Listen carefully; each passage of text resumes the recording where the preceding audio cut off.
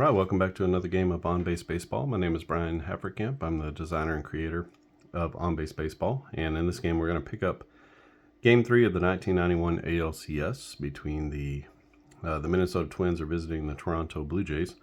In this one we have a 2-0 lead for the Jays going into the top of the 6th. Jimmy Key on the mound for Toronto and Scott Erickson still on the mound for Minnesota.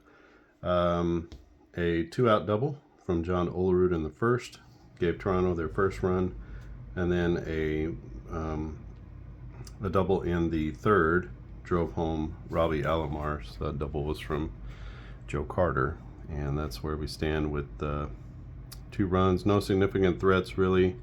One here in the second, but was cut down. Bases loaded. Scott Leyes hit into a ground out. So this was played October 11th, 1991, and the series is tied at 1, so this will put one team up one or another. And let's get this one finished off. So inning 6, top of the 6th, Jimmy Key back out. 45 to Dan Gladden. It's going to be a long single into left field. It takes him a while to get to it. He's going to pull up into second with a hustle double as he was busting it out of the box. Good throw from center field, but White's throw is late and off target a little bit. It's going to bring up Chuck Knobloch with a man in scoring position and nobody out, and Jimmy Key in trouble. Key coming off this card here. 34 to a -4 is going to be a single with an error check. So that's a single into right center field. No error on the right fielder. So base hit pushes the runner to third. We're going to go ahead and try to score that run from second. 1-7. Dan Gladden will be safe at the plate. It's a 3, and he's in there on the single. That cuts the lead in half. It's now 2-1. Toronto ahead. Brings up Kirby Puckett, nobody on and one out, or one on and nobody out. Sorry. 45 to a 14. That's gonna be another long single. This one into left center field again. Puckett just a 5 speed, so he'll stop at first, but that is gonna allow the runner to go all the way to third. So the Twins mounting something here against Jimmy Key. A 44 to a 29. 44 is going to be a walk. So that's going to load the bases. I'll tell you what, we're going to go ahead and play the infield in with nobody out, just to make sure nothing happens here. So Shane Mack is to the plate. He's a 23 batting runs coming off this highest card. And ground ball, any double play is going to go first to home, or home to first, sorry. And any fielder's choice is going to go to home to cut down that run at the plate. It's another 45, if you can believe it. That's another 45 here. It's going to be a long single. So that's going to score 2 runs. And the runner comes home from third. This runner is going to score because he goes to third on the single and then home on the extra base. And then Chili Davis is going to make his way all the way to third. That's actually on a long single. That's a hustle double. So 2-bagger for Shane Mack, who hustles that one out into the left center field gap, and that's going to drive in 2 more runs. It's now 3-2 Minnesota. Oh, how the tables have turned in this one. Went to bed, got back up, and they started hitting. A 26 to a 17. That's going to be another single, this time with an error check. That's down the right field line. No error on the right fielder. So it's going to be a base hit here. It's going to score another run. And Jimmy Key just can't quite get out of this one. That's going to push that runner to third. And let's go and try to score him as well. He's a 1-7 to score, Shane Mack. Throw coming in from right field is too late. And that's going to be a 2 RBI single for Kent Herbeck. And the fortunes of this game have turned significantly. It's now 5-2, and I think we just got to reach into the bullpen here, if nothing, just to save his stats. So Jimmy Key loses it in the 6th. Let's go ahead and bring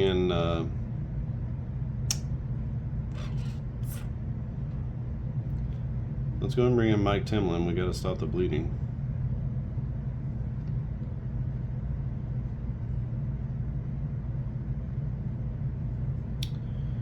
So Jimmy Key goes just 5 innings. He never gets the an out in the 6th. He gives up 1, 2, 3, 4, 5, 6, 7 hits, 5 of which have come in this inning. And he's on the hook for 5 runs. He's on the hook for this run as well. So that is to be determined. He's got 2 walks. 1, 2, 3, 4, 5, 6, 7, 8 Ks. So it was a really good start up until this 6th inning. We're going to have to bring in Mike Timlin, a right-hander. He pitches off of the same card here. So he'll face Gagne, Ortiz, and Leas. A 33 is going to be a fly out, you can see here. Fly out to left field. That'll be the first out of the inning. We get a 15 to a -8. 15 is going to be a ground out, and that ground ball is going to go to the second baseman. That's going to be a fielder's choice, so we're going to get that one. That'll be out number 2. Let's roll against his a 3. 1 to 3 is safe at first. It's an 8, and so we're going to go 4, 6, 3 on the put out. That'll be a double play. So I always take the sure out at second base, and then they try to turn 2. I roll against the batter's speed rating. If it's his speed rating or less, then the batter beats it out at first. He's safe. If it is greater than his speed rating, which the 8 is greater than 3, then they turn the double play. So another way to kind of get some interesting plays and double plays in there. So Mike Timlin comes in and saves the day. Jimmy Key winds up giving up 5 runs, and he goes from a 2-0 lead in the top of the 6th to being down 5-2 and going into the bottom of the 6th. It's a tough one. All right, so Erickson's day has turned around. He's got a 3-run lead. Let's see what he does with it. He'll face off against Gruber, Maldonado, and Mullenix. 24 is going to be a strikeout. And that's out number 1. 14 to a 6 is a walk. Maldonado not with a lot of speed at first. 35 to a -1 is going to be a ground out. That is hit to the shortstop. So like I said, we take the fielder's choice here. That'll be out number 2. We'll roll against his speed, which is just a 2. It's a 3, so that's going to be 6, 4, 3 on the double play, and that's going to get Erickson out of the inning as, oh, that should be 5. 5. It's terrible. 5. That should be a 0. So 5-2 our scores. We head to the top of the 7th. Timlin's still in the game. He'll face off against Leas, and then back to the top of the order with Gladden and Knobloch. 24 is going to be a strikeout swinging.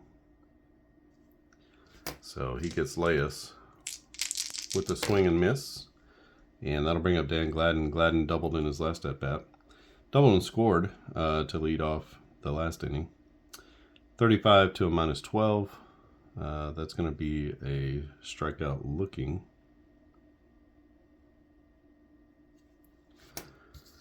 So 2 quick ones here in the 7th, and a 35 to a -4 is going to be a ground out. So Chuck Knobloch grounds out right in front of the mound, or in front of the plate. No problem for the catcher Borders, who makes a good throw to first, and Knobloch is the 3rd out of the inning. So we head to the bottom of the 7th. 5-2 is our score. The series tied at 1. We have an 11 that's open here for Erickson. So an 11 off of a -11 is going to be a base hit for Pat Borders. Borders is now 1 for 1. He's got a couple of walks. Slow catcher, like you would imagine. Brings up Manuel Lee, 34. 34 to a -26. That's going to be a single with an error check, so that's a base hit up the middle. And no error on the pickup. So Borders strictly station to station here. And we have runners at first and second with nobody out. And top of the order coming up. The pitch to Devo White is blown by him, as that's a swing and a miss on the Erickson fastball. Brings up Robbie Alomar. Alomar 1 for 2. He's got a couple of runs scored and a double. 35 to a 15 is going to be a strikeout though. So that's back-to-back Ks for Scott Erickson. That time it was the hammer as he put it on him. And that'll bring up Joe Carter to the plate. A 34 is a blank here. So we're looking at Carter, 34 to a 19. Chance for a home run. The D9 is less than 5. And that is Joe Carter with a 3-run jack as he hits one to dead center field. And just like that, the man who will be the Super Bowl, the World Series hero the next year, comes through in the clutch. And he hits a 3-run homer, bringing home Borders and Lee. And the game is now tied at 5. Woo! That was big time.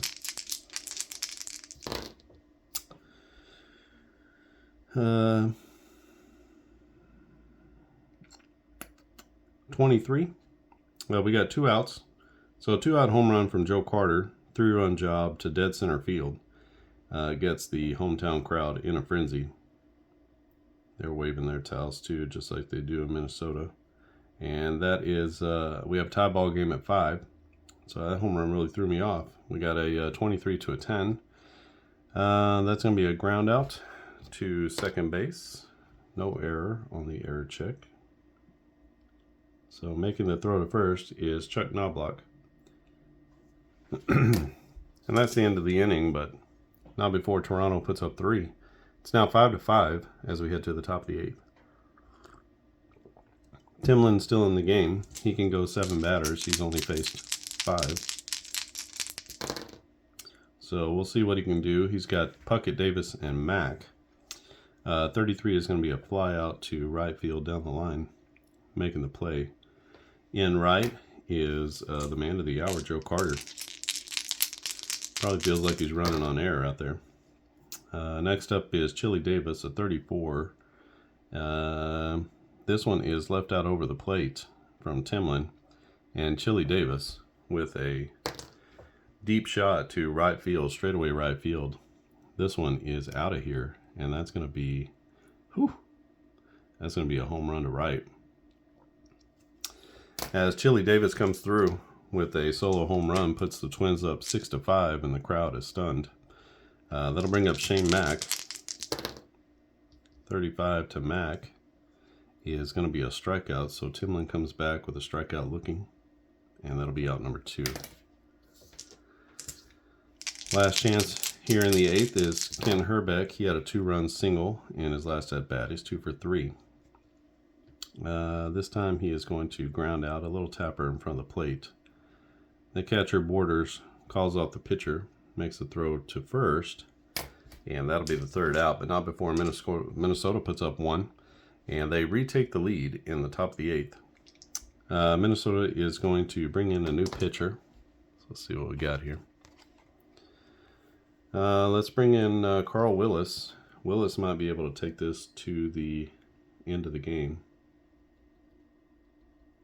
You might be wondering why I switch things around here so I could get the glare off of these. There's a spot right here where my light is. You can see it's like right there. So if I switch them around, you get like a glare. And this seemed like the better. You don't get the glare off of this matte paper. So Willis is a righty. He can go 9 batters. in a 292 FIP. So that's going to be an upgrade for their pitching, as he comes in the 8 to face off against Gruber, Maldonado, and Mullenix. And he will be pitching off this card.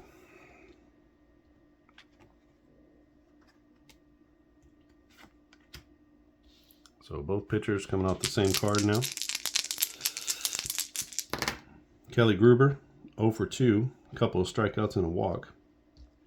He's going to hit a base hit to left field, and he's going to be on with a leadoff single. Maldonado is a 6, and he is going to swing and miss. And that will be out number 1 as Maldonado strikes out for the second time. He's 0 for 3. Speaking of 0 for, Mullenix is 0 for 3 himself. A couple of groundouts and a strikeout. A 15 to a -1 is going to be a base hit, though, as he hits one over the second baseman's head into right center field. That's going to push the runner to second. Gruber,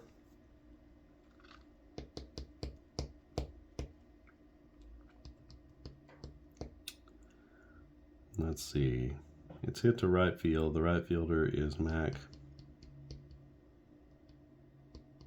So I'll tell you, I'm gonna keep it there. Do we have?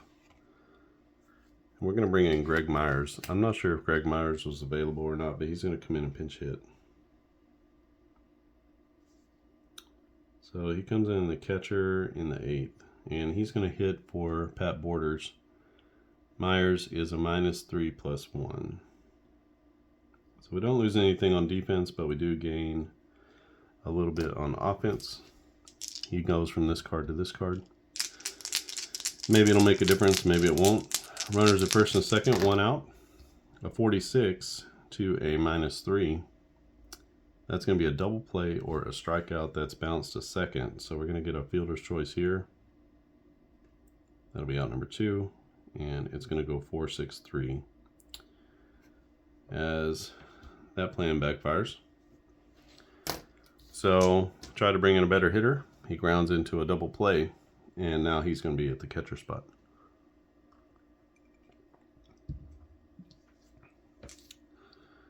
So we're down to it. Let's go ahead and bring in somebody else to pitch. Dwayne Ward, I want to say, pitched in the last game. Did I show that? Ward went.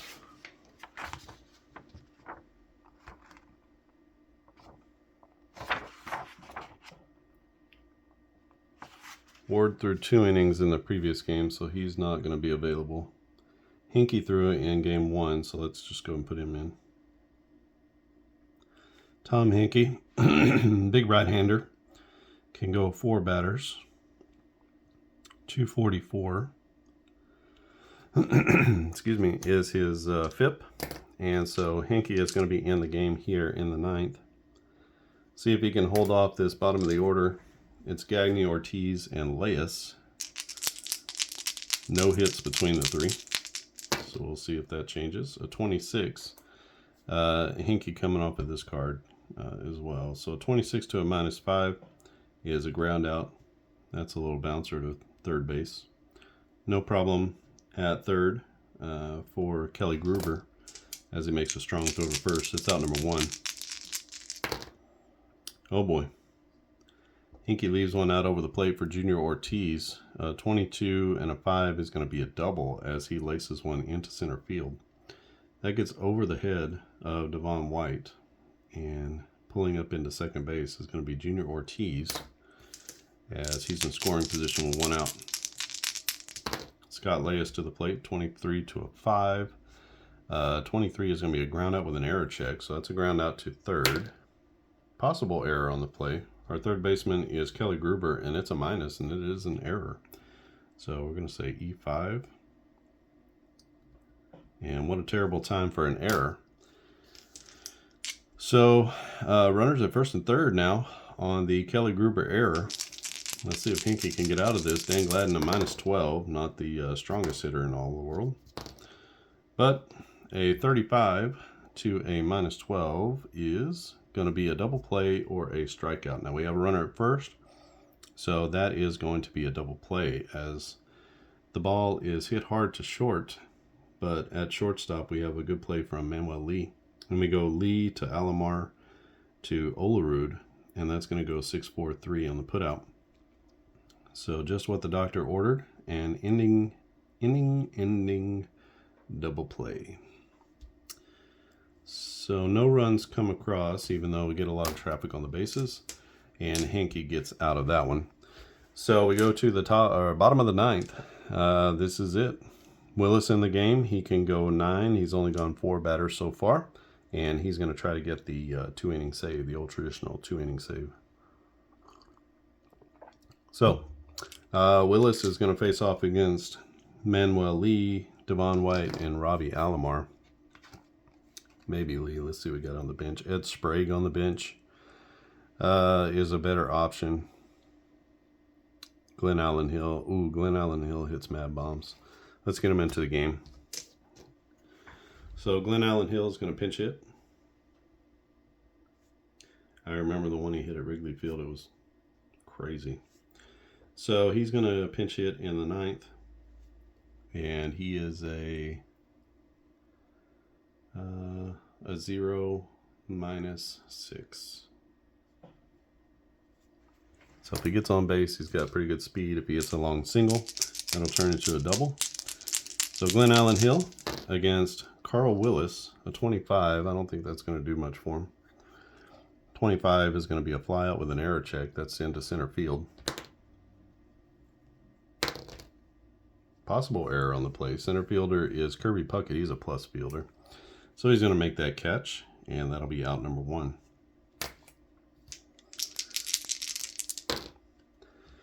Next up, Devon White. Devon White, hat trick here. He's got 3 strikeouts and a line out. And a 15 to a 16 is going to be a ground out. So this one is tapped back to the mound. No problem on the mound. And he'll make the throw to first for out number 1. Good play by Carl Willis. Brings up Robbie Alomar. Last hope for the Jays. They're down 6-5 in game 3, in danger of going down 2-1 in this series. 35 to a 15 is going to be a strikeout, and Willis shuts the door. 2 innings for the save, and that's going to give the White Sox a win. The White Sox, the Twins, over the Blue Jays, 6-5. Let me put you on hold, and I will come back and wrap this one up. All right, and we are back with the totals here. It's going to be Minnesota with a 6-5 win. 6 runs on 9 hits and no errors. For Toronto, it's 5 runs on 9 hits and 1 error. Play of the game is going to be Chili Davis. Davis was 2 for 3, scored 2 runs, had a walk, a home run, and a single, and 1 RBI. That was the game-winning RBI. Put that there. So game-winning RBI for Chili Davis, as he hits a home run in the top of the 8th inning, and that stays and holds because Carl Willis comes into the game and shuts down the Blue Jays. 2 hits, 2 innings, 2 hits, no runs, no walks, 2 Ks. The win is going to go to Scott Erickson, who goes 7 innings, gives up 7 hits and 5 runs. 5 walks, but he also balanced that out with 10 strikeouts. For the losing side, it's going to be Mike Temlin taking the loss. 3 innings, 1 hit, 1 run, no walks, and 3 Ks. He gave up the home run here, though, to Chili Davis before he exited the game. Jimmy Key with a good start. 5 innings, 7 hits, 5 runs, 2 walks, and 8 strikeouts. So a little bit of a mixed bag there for Jimmy Key. As really the damage was here. He pitched well for the first 6, but in the 7th he ran into a boatload of trouble as Joe Carter with the 3-run homer tied the ball game temporarily at 5. They would give up the lead in the next inning, but that was a huge home run for Joe Carter. Not unfamiliar with big postseason home runs. So the Twins now have a 2-1 lead in this series, and we'll see what happens in game number 4. So stay tuned for that one. But if you want to pick up the first part of this game, the video is here. Should be right before this one. And that'll be the first 5 innings. So if you want to check out how things went through the first 5, you can do that. Lots of stuff happening from inning 6 on. So a lot of drama here. And this is being played with the 1991 Pocket Edition of On Base Baseball, which you can see the Pocket Edition logo a little bit different, and you can find that at thegamecrafter.com. I will put the link directly to the Clark and Addison page at the Game Crafter, and you can see all the different seasons we have.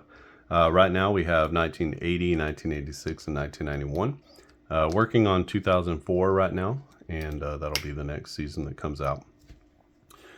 Might be a month or two, maybe into December, before we can get that out and available. But I was also playing this with some homebrew rules, which you can see here that these were shared by a user on the Facebook group, and I just put them into a table form.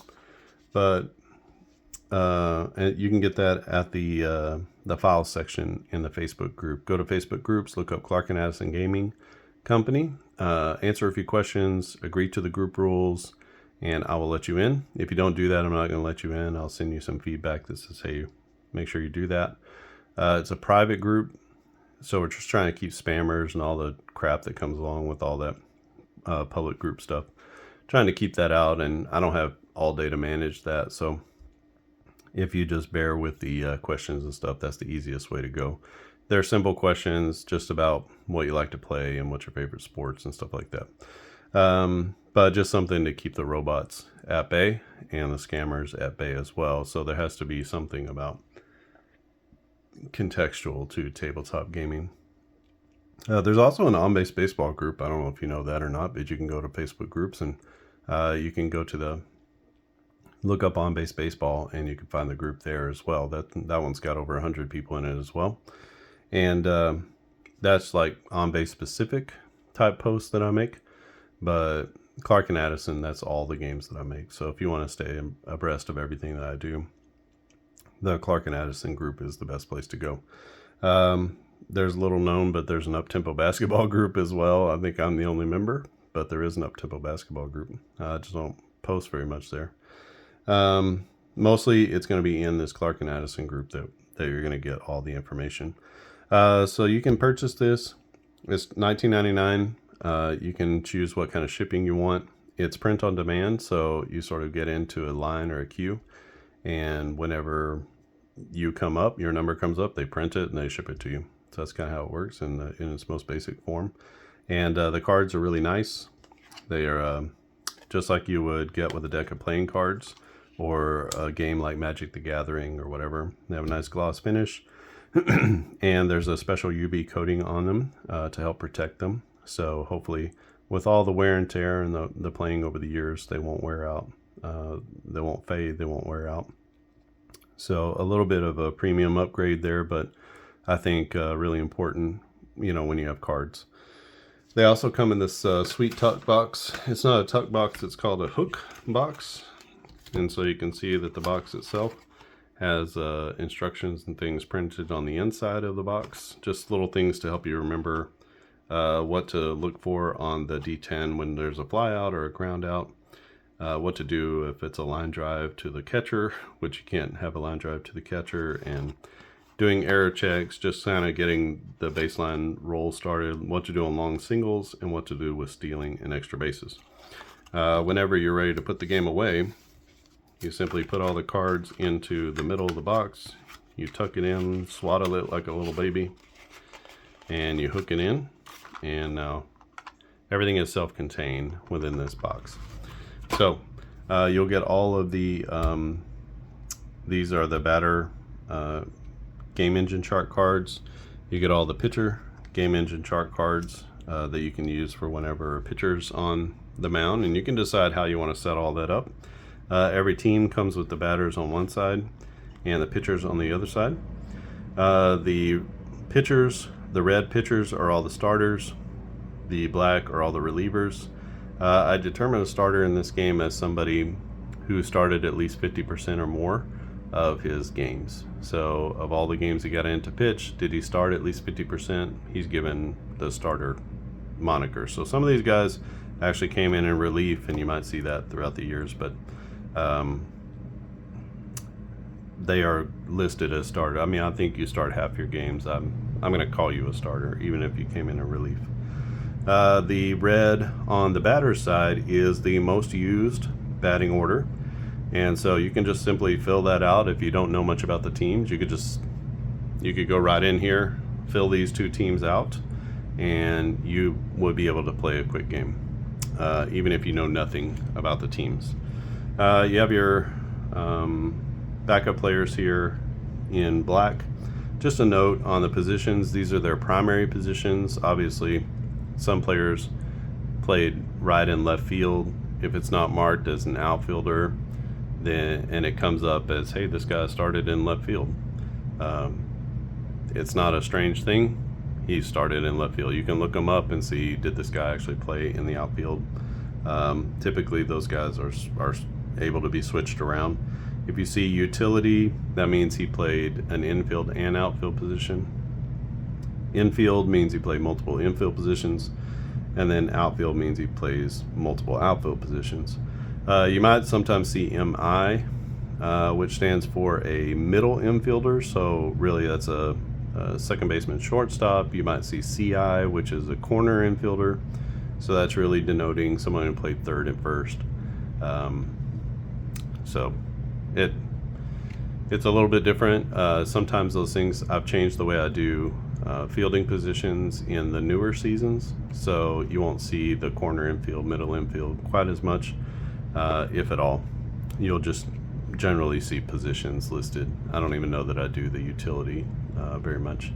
So I've changed a little bit the way that I do that because my spreadsheet skills have grown just a little bit. So as I grow as a designer, it also affects, the way I do everything and the way that I get all of the information into the right spot.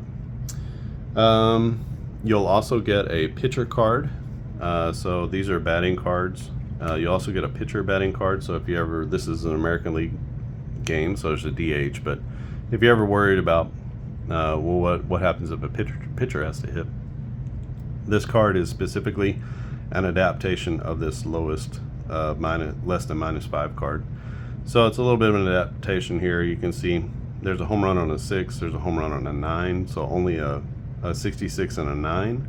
This one is a 66 and a 6, 7, 8, or 9. So the home run percentage is definitely different. The triple percentage is different. You get I've moved the single with the long single into the 11 spot, which should be one of the least rolled rolls, and instead, it's got a line out and a foul out 7 in that spot. So I've switched some things around. I've added some things in. It's more difficult to get a walk. It's more difficult to get a hit off the pitcher card. So they should not have the same advantage of even a bad offensive player necessarily. So that's the On Base Baseball 1991 Pocket Edition. Again, you can pick that up. Choose whatever shipping option you want. The default one is like standard shipping, but you can do a rush job. You can actually say, I want this to be printed faster, and you can pay a little bit extra money and it'll rush the printing process. So basically you'll skip the line, and as soon as you order the game, they'll put you at the front of the line so you can get printed quicker, which means you're going to get the game quicker even if you choose standard shipping. So that's an option too if you want to do that. As far as I know, there's international shipping. So if you live abroad and you want to play On Base Baseball, you can purchase this game, and as far as I know, they ship all over the world, so you can get that and have it sent to you from the USA, where it's being printed, to most any part of the world. So just I like that. I like that we're not bound. That was one of my big pet peeves about printed sets, was that international gamers are not going to be able to get the set. So they've taken care of that, and there's international shipping. And if you want to get the full set with every player carded and the roster sheets and the full bit, you can go to clarkandaddisongaming.com. Click on the big green button that says Shop All Games, and then look down the left side. You can filter by game, and you can just click on Base Baseball. If it's not on the front page of the All Games, then you can filter and just look through all the On Base Baseball seasons. We have lots of different ones. 1941 is a free season that you can just try and demo. That's the hit streak for Joe DiMaggio. There's some great pitching performances. That's Ted Williams hitting 400. It's a really big time season, 1941. And you can download that for free. You get everything. I haven't kept anything back from you, so just consider that the demo season, that you can download a full season of On Base Baseball and try it. Every player's carded who got into a game that season, and you get the game engine chart from the 1940s, and you get the scorecards. They have 2 different kinds of scorecards. That come with that. You get the game guide, so it's like the full package. Otherwise, other seasons are going to be $15 across the board. That includes all of the decade roster sheet sets and the season carded sets. So the advantage to them is that you get all the players. So you're going to get everybody that got in. With these cards here, you're going to get up to 18. With these older seasons, you don't quite get 36, although for the Blue Jays you did get 36. So it's full all the way down. There's 18 on each side. For the Twins, they come up a little shorter, you can see. So they have 2 fewer players here. I don't know if you can see that or not. You line them up. They have two fewer players. So they have 34 players on their team. That's all the pitchers and the first 18 batters. So that's kind of how that works out. And that's going to give you, from what I've seen, almost everybody. Like, you might come up with some teams 3 to 4 players short. Some teams just 1 or 2 players short at the end of the bench. And they were guys who came up for a cup of coffee anyway, if you look. So they may or may not have gotten into games. Who knows? So you get almost every single player, and you get a lot of players. In fact, most of the relief pitchers I don't get through. You use your top 3, 4, 5, and they're listed as your most used. So these are the guys. This is basically your number 1, and it goes down to your least used starter, and then it starts over at your relievers, and it says this is the guy who pitched to the most batters, and then you sort of go in descending order from there. So most used, second most used, third most used. So you can kind of move through the top of each section, knowing, okay, this is the guy who's the number 1 starter. This is a guy who is the number 1 reliever, and at least in terms of batter's face. They may not be the closer, but they are the number 1 reliever. So I think Tom Henke was doing the closing back then, but he's listed further down. Closers only pitch anywhere from 40 to 60 innings. They don't always pitch as much as some other relievers do. So you can kind of look through and follow along, look on Baseball Reference, see how many games the guy got into, that kind of thing. How much was he used? You can look in the actual game box score and find out who was used. That's how I like to do it. I just like to see, okay, the manager knew who he could use that day, and that's who he used in the bullpen. And so I like to sort of exhaust that list first, and then it's kind of up to me to choose whoever after that. But this game is wide open. The point of On Base Baseball is that you can take this very vanilla game, you can turn it into any game that you want. You can add, just like here with these homebrew rules, so you can add in things for runner advancement or base stealing. He's got stuff for pitcher fatigue that's pulled somewhat from other games.